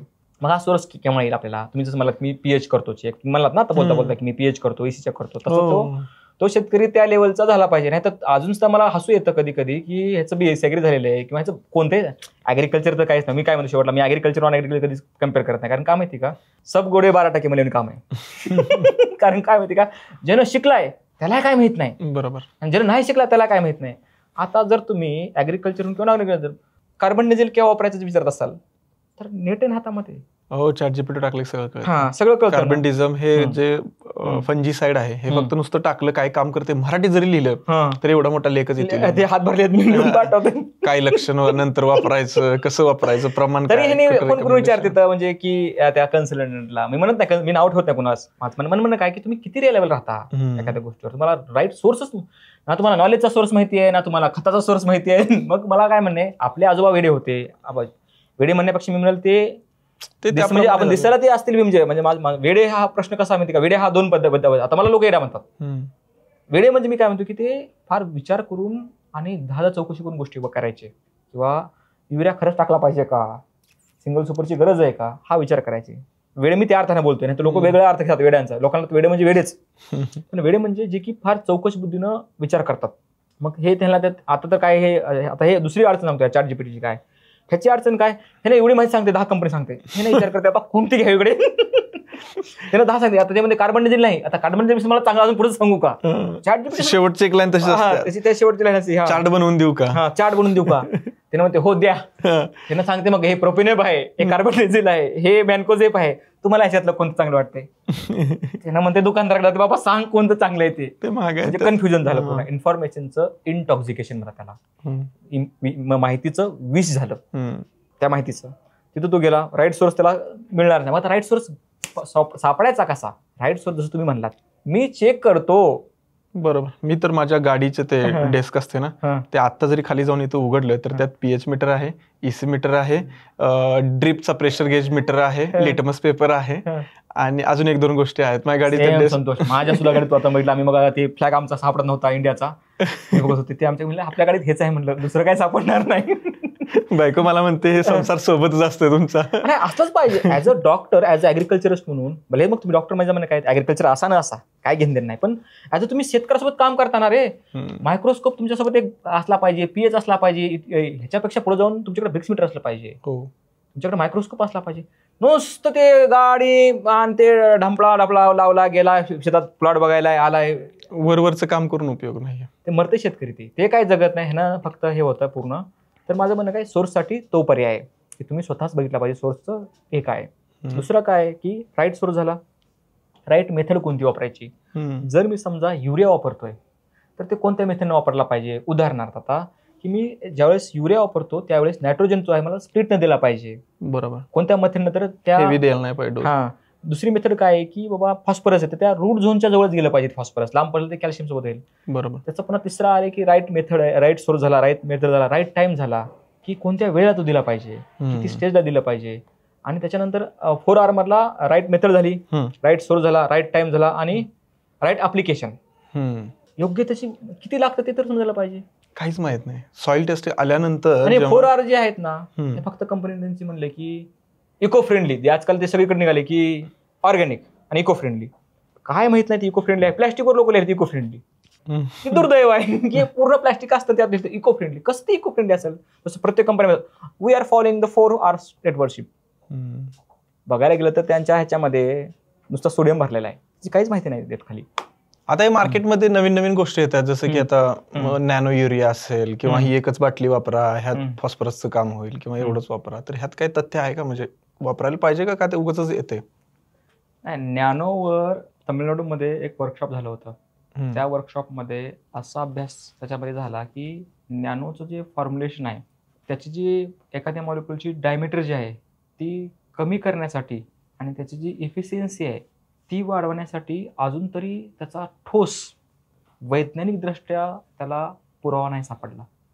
त्यामुळं इंटरनॅशनल न्यूट्रिशन सोसायटी जी आहे युरोपमधली, त्यांनी त्याच्यावर फार मोठे ऑब्जेक्शन मार्क तयार केले.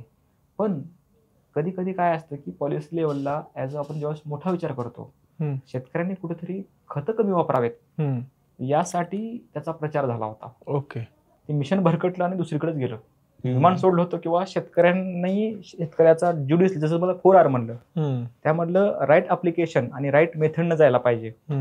युरियाचा वापर किंवा खतांचा वापर हा प्रिसाइजली झाला पाहिजे, हे त्याच्याकरता ते मिशन होतं. ते विमान दुसरीकडेच गेलं.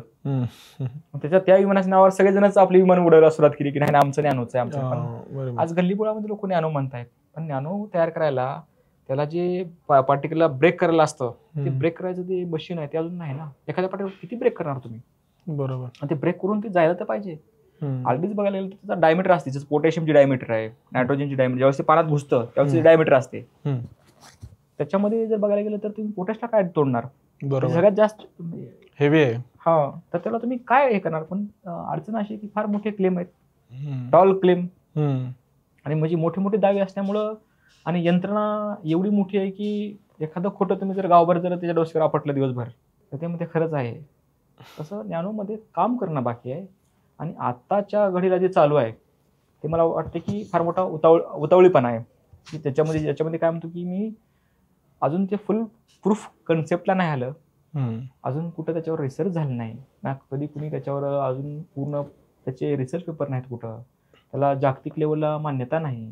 तुम्ही काय नॅनो म्हणू शकता? बरं, त्या गोष्टीकडे नाही बघायला पाहिजे आता तरी सध्या. आता तरी शासनानं मला वाटतं की रिजनरेटिव्ह ऍग्रिकल्चर आहे, रेसिड्यू फ्री फार्मिंग आहे, लोकांमध्ये राईट ऍप्लिकेशनचा सोर्स आहे. जसं मला म्हणलं की नायट्रेट आहे, नायट्रेट हा जास्त पाण्यामध्ये गेल्यामुळे तो पोटातला कॅन्सर तयार करत आहे. तेव्हा स्टमकमध्ये तुझ्या नायट्रोजन्स तयार होतात आणि ते पोटाचा म्हणजे स्टमक कॅन्सर तयार करतात ते. बरोबर, त्याच्यावर काम केलं पाहिजे असं वाटतं. मग मला तुम्ही एक सांगा, मी पण एक शेतकरीच आहे, माझी 10-11 एकर शेती आहे, द्राक्ष आहे, मिरची लावतो, मी टोमॅटो लावतो, काकडी लावतो, ऊस आहे माझ्याकडे 2-3 एकर. मला वाटते मी डेली पुण्याला जर नाही आलो तर 2-3 तास तरी शेतात असतो, सकाळ संध्याकाळ मिळून 3-4 तास तरी.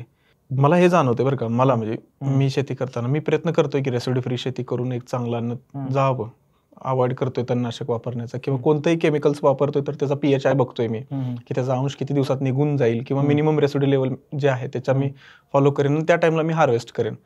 पण ह्या सगळ्या गोष्टी एका सर्वसामान्य शेतकरी आहे, एवढं क्लायमेट बदलते बघता तुम्ही, सकाळ धुकट असते, दुपारी ऊन असते, 4 वाजता अचानक पाऊस येतोय.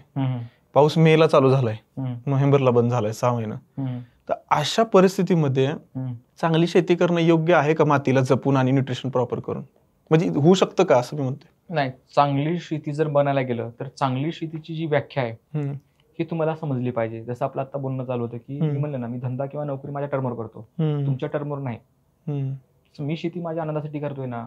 मी शेती जर समजा ते मग तुम्ही जर लोक म्हणतात की मग तुमचा धंदा तुम्हाला तुमच्या टर्मवर करता आला पाहिजे. समजा मला आंबा फळबाग घ्यायचे, मला पूर्ण नियोजन समजलं पाहिजे ना की मी कमी खर्चामध्ये कसं करता येईल. आता माझे एक शेतकरी आहेत महारुद्र मंगनाळे, फार मोठा चांगला शेतकरी आहे, बॅकग्राऊंडला त्यांचे लेख असतात बघा. आमच्या दोघांचं त्यांना बाग लावायची होती, त्यांची जमीन कॅल्शियम कार्बोनेट नव्हती आणि मागं त्यांना एक सोयाबीनची जात लावायची होती. मी त्यांना ती जात सांगितली, सोयाबीन 97 काहीतरी नंबर जात होती. त्यांना कळालं की पण जर समजा जर राईट सोर्स करून माहिती घेतली आणि विशेष म्हणजे जर आपल्याला कमी खर्चामध्ये जर कुठं भेटत आहे माहिती, किंवा आपण काय म्हणतो, किंवा मी त्यांना काय सांगतो की माझी माहिती तुम्ही वापरा न वापरा मी हे डिसिजन घेऊ शकत नाही. माझी माहिती व्हेरीफाईड करा. हो बरोबर आहे, एकदा व्हेरीफाय करायला पाहिजे. मी सांगतोय म्हणून काय सांगतोय म्हणा. मी त्यांना काल सुद्धा म्हणलं की त्यांना आता बागेमध्ये हे करायचं होतं, कुंपण लावायचं होतं. म्हणजे शंकास्परची झाडं जी आहेत त्यांना काटे असतात, तुम्ही विचार करून लावा म्हणलं. अगोदर तुम्हाला बघा तुम्हाला हे लावणं शक्य आहे का, तर लावा आणि 10 जणांना विचारा म्हणलं.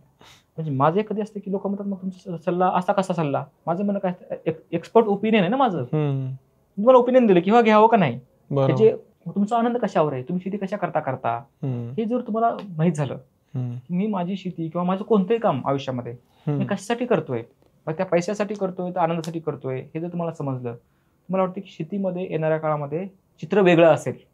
जर तुम्ही शेती करतोय की नाही मी आज शिमला घेणार आणि शिमला घेऊन मी एखादी गाडी घेणार, तर काय होतं, गाडी घ्यायला हरकत नाही, असावं, प्रत्येकाची इच्छा आहे, प्रत्येकाला वाटतं की मला वाटतं की मॅकडॉनल्ड मध्ये जावं, कॉफी प्यावी, पण दररोज वाटणं हे चुकीचं आहे ना, किंवा कोणाला दाखवायचं म्हणून चुकीचं आहे.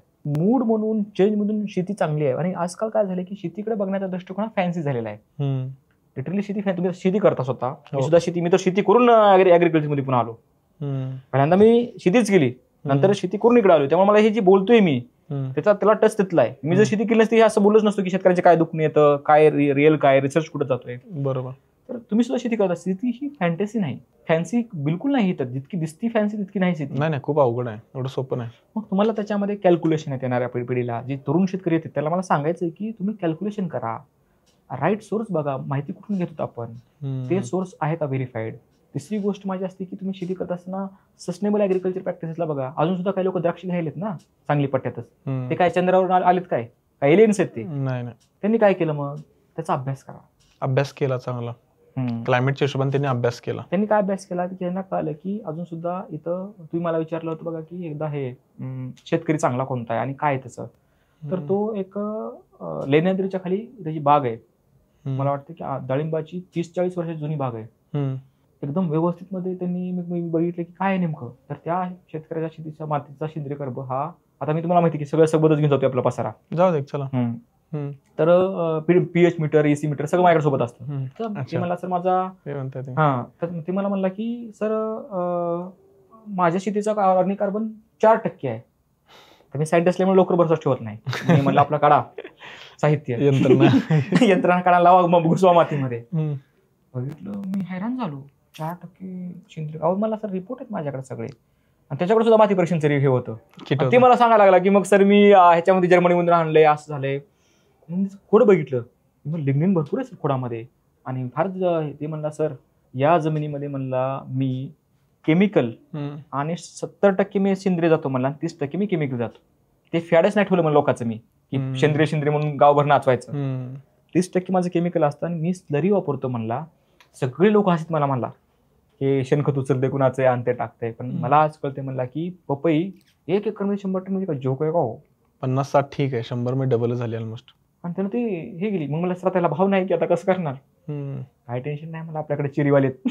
म्हणजे बघा ना की रिस्क प्लॅनिंग कशी केलेली आहे त्यांनी, रिस्क प्लॅनिंग केलेली आहे मार्केटची. आणि त्या माणसानं खोल्या, आणि मला माझी पपई गेली ना म्हणला, लोक म्हणतात मला आता अडचण काय व्हायली माहिती का फळबागेमध्ये, पेरू बघा एवढा पेरू आहे, आणि काही दिवसांनी पेरूचं मार्केट कसं डॅमेज होतं बघा, आणि कोण करतो, माणूसच करतो शेवटला. कचरा केला म्हणजे मी कचरा करा एखाद्या गोष्टीचा, उत्पन्नाच्या नावाखाली होतं ते.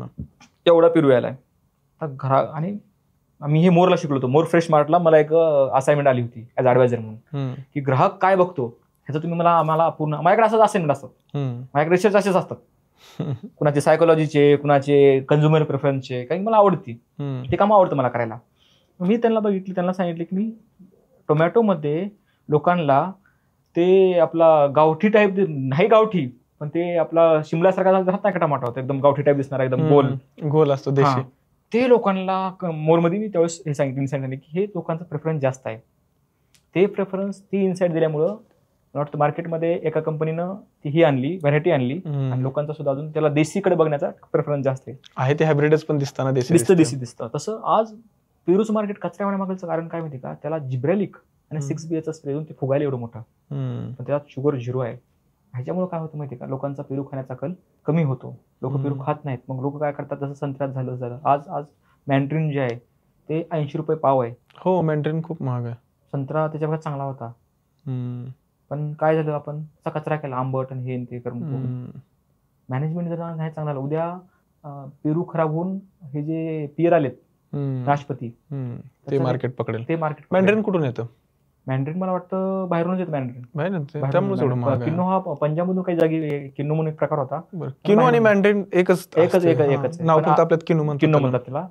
पंजाबमधून आणि बाहेरून येतं. स्पेनचा झकात जास्त हे आहे त्याचा.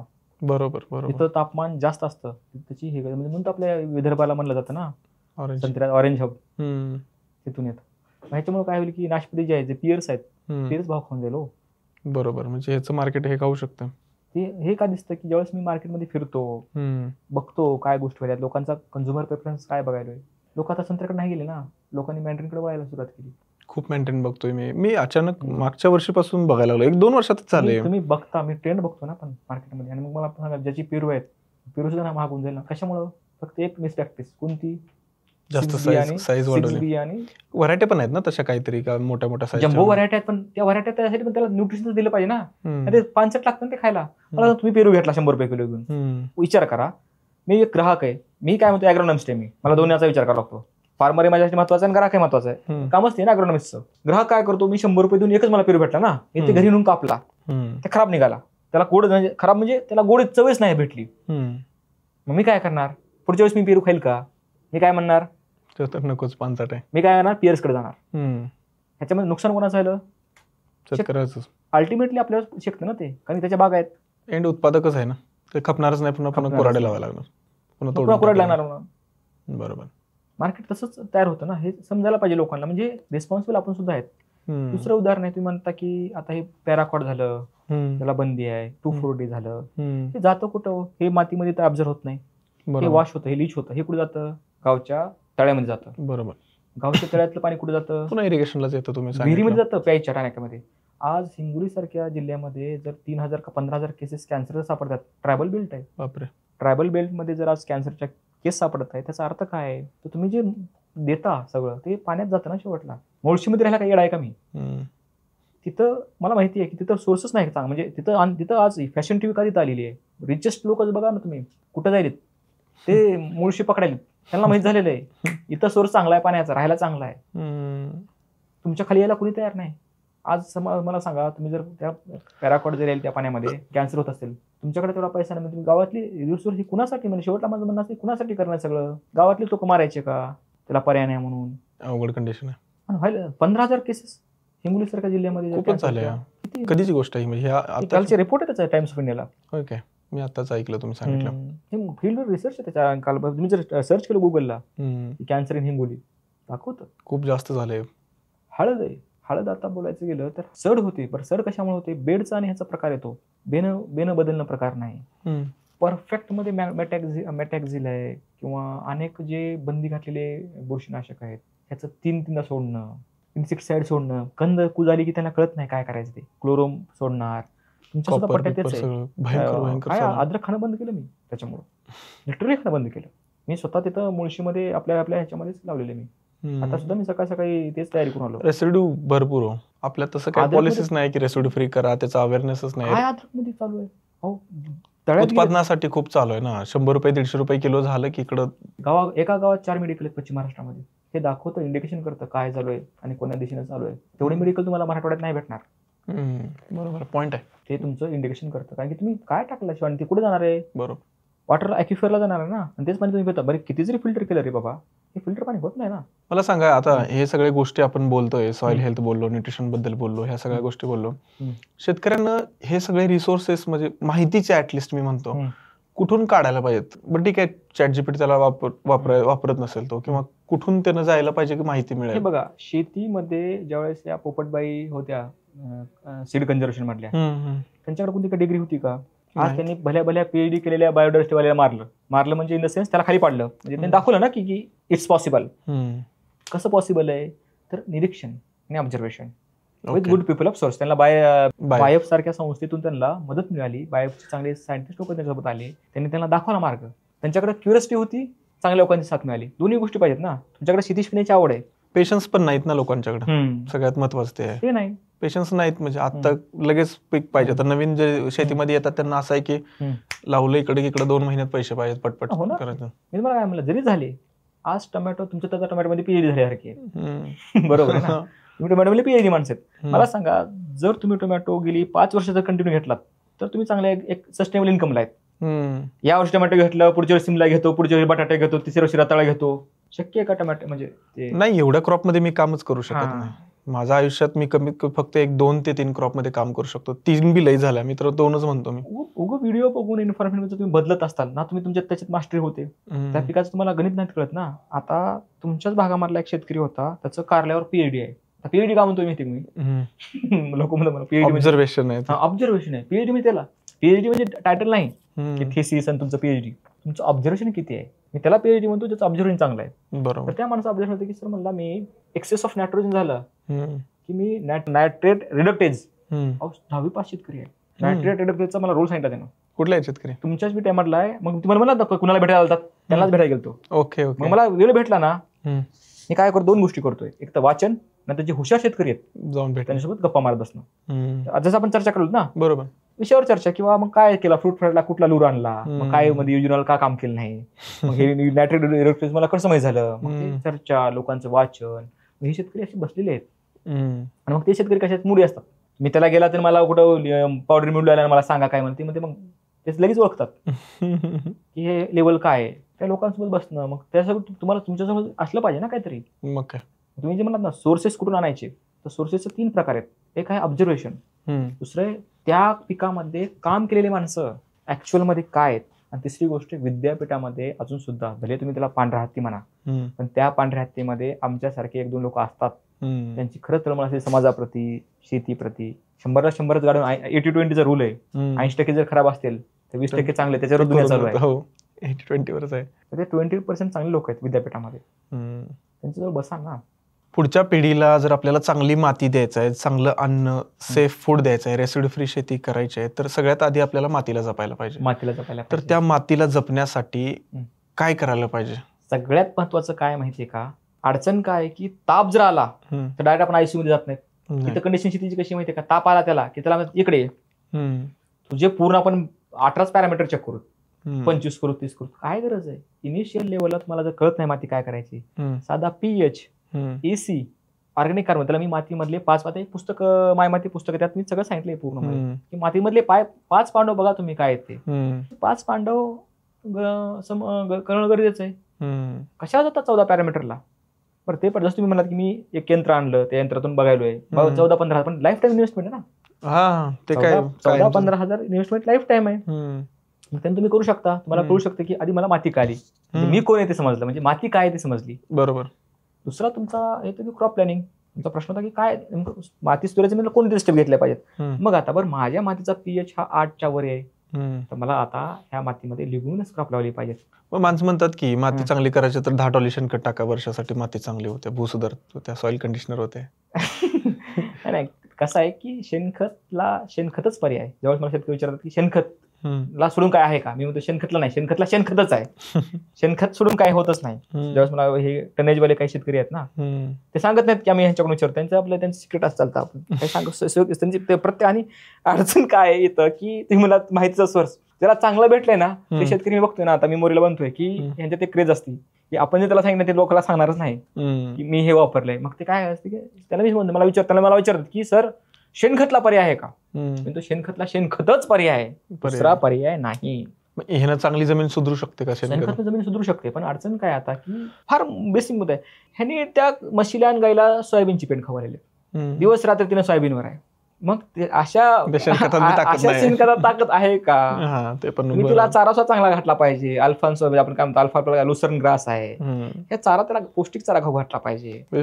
सिस्टम शेवटला मी काय म्हणलं, सर्व शून्य, आपणच शून्याचा शोध लावला ना. या देशात शून्याचा शोध कशामुळे लागला? सगळं फिरून इथंच आहे. बरोबर आहे, बरोबर आहे. तर त्या गोष्टी फॉलो केल्या पाहिजेत. मग शेणखत पहिल्यांदा जसं म्हणलं की माती परीक्षण केली, माती परीक्षण मला कळालं की मला पीएच किती आहे, माझ्या शेतीमध्ये ऑर्गॅनिक कार्बन किती आहे, मग मी कोणती पिकं घेतली पाहिजेत जे की माझ्या सेंद्रिय मातीचा पीएच कमी करतील, ऑर्गॅनिक कार्बन वाढवतील. मग त्याची पिकाची लिस्ट आहे, अनेक लेक्चर त्याच्यावर तुम्ही ते बघू शकता. तिसरी गोष्ट की माझ्यामध्ये जर सोडियम जास्त असेल, जिप्सम किती टाकायचा. आता जिप्समचं अडचण अशी आहे की जिप्समच्या नावाखाली तर नुसती हेच चालू आहे, आपलं काय म्हणतो मातीच बनणं चालू आहे. तुम्ही जिप्सम कसा ओळखावा, त्याच्यामध्ये कॅल्शियम सल्फेटचं प्रमाण किती आहे, किती टक्क्याचा जिप्सम येतो हे बघितलं पाहिजे. त्याच्यामध्ये किती तुम्हाला क्षार बाहेर काढायचे जमिनी, हे सगळं केव्हा कळतं, ज्यावेळेस मला माती कळते. जमिनीचा पीएच कमी असेल तर जिप्सम टाकतात. 5 पांडव आहेत ना हो. पहिलं पीएच, दुसरा ओसी, तिसरा काय तुमचा एसी, चौथा काय आला तुमच्या जमिनीमध्ये कॅल्शियम किती आहे, आणि 5वा सोडियम. 5 पांडव आहेत फक्त. आणि हे असे नाही वाईट आहेत, कॅल्शियम लागतो पण जास्त आहे ना, तर खराब आहे. बरोबर. त्यातला सगळ्यात मोठा मी म्हणतो की अर्जुन म्हणजे पीएच. हा माती मधला अर्जुन कोण असेल तर पीएच असेल, तो विषय करतो की युद्ध कुणासोबत काय करायचं. आणि भीम अर्जुन, आपले भीम म्हणजे सेंद्रिय कर्ब, मातीमधला भीम म्हणजे सेंद्रिय कर्ब, मजबूत बनवतो ना. बरोबर. या अशा गोष्टी आहेत, ह्या लोकांना समजायला पाहिजे. तुम्ही मला एक प्रश्न विचारला की जाताना काय मेसेज देताल. बरोबर. तर माझा मेसेज आहे की शेतीकडे तुम्ही एक फॅन्टॅसी किंवा फॅन्सी म्हणून बघू नका. शेती झालं किंवा कोणतंही काम झालं, तुमच्या टर्मवर तुम्हाला करता आलं पाहिजे आणि त्यात आनंद आला पाहिजे शेवटला. जर त्या कामामध्ये आनंद नसेल, आम्ही इतकी वेळ बोललो, आता मला आवड होती म्हणून मी आलो, बोललो, गोष्टी अशा आहेत. शेती झालं किंवा कोणतंही काम झालं तर ट्रेंड फॉलो करू नका. त्याच्यामध्ये तुमचं सस्टेनेबल आनंद आहे का ते पहा. भले 4 म्हशी घेऊन गावाकडे गेल्यास मला मस्त वाटते, एक नंबर, मग ते आनंद येते ना. मग मी मॅटर करत नाही की मी कोण डॉक्टर आहे, पीएचडी आहे, काय मॅटर करत नाही. मला तो आनंद येतो ना, तुम्ही केला पाहिजे. मी जरी विचार केला नाही मग ते मी म्हशी घेतो, त्याचं दूध बनवतो, दुधाचं पनीर बनवतो, पनीर पासून अजून काहीतरी केसिन काढतो, केसिनचं प्रोटीन बनवून युरोपमध्ये टाकतो, ते धंदा आहे. त्यात रिस्क आहे, ते तुम्हाला घेऊन बेरच केलं पाहिजे. ते न करू नका. मग बरोबर, माहित पाहिजे, क्लिअर पाहिजे, काय करायचं क्लिअर पाहिजे. ते जर क्लिअर नसेल तर मग तुम्ही भरकटून जाताल. मग शेतीमध्ये तसंच होईल, कोणत्याही क्षेत्रामध्ये तसंच होतं. हे माझा आतापर्यंतचा अनुभव आहे. बरोबर. आणि क्लॅरिटी नसल्यामुळेच शेती ही जास्त बदनाम आहे. क्लॅरिटी नसल्यामुळे शेती बदनाम आहे. आणि सगळ्यात महत्त्वाची गोष्ट म्हणजे माती जर तुम्ही आज नाही समजा, मी तुम्हाला एकच सांगितलं जाताना की माती म्हणजे तुमचं स्वातंत्र्य आणि तुमचं पोटपाणी आहे. तुम्हाला विचार करायचा आहे की तुमच्या मातीला तुम्हाला जपायचं आहे का आपल्याला भिकायला लागायचं. कारण की इतिहास हा पुनरावृत्तीने येतो. इतिहासातून शिकलं पाहिजे त्याकरता. बरोबर. जो ऑलरेडी पंजाबचा झालेला आहे, ते आज नारायणगाव व्हायले, ते तुमच्या विटा सांगली तिकडे पसरायले.